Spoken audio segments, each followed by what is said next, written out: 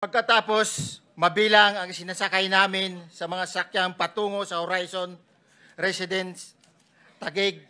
Pagdating sa Horizon Residence, dumidiretso kami sa basement upang maibaba ang nasabing basura at dalhin sa unit ni Congressman Saldico sa 56th floor sa nasabing lugar kung saan siya nakatira.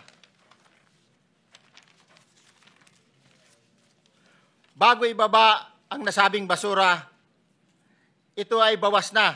Halimbawa, nag-akyat kami ng 46 na malita.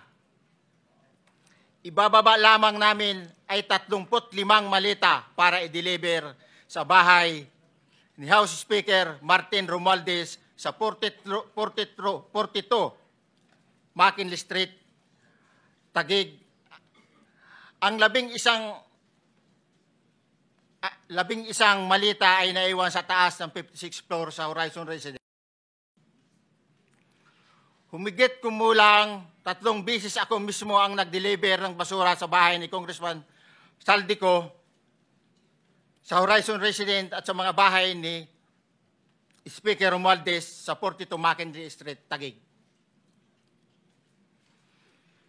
Mas maraming pagkakataon na nagde-deliver kami ng basura sa bahay ni Speaker Romualdez at sa bahay ni Congressman Saldico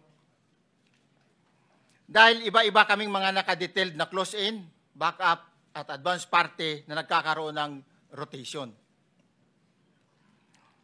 Sa huli, ako po ay nagnanais na mapasailalim sa Witness Protection Program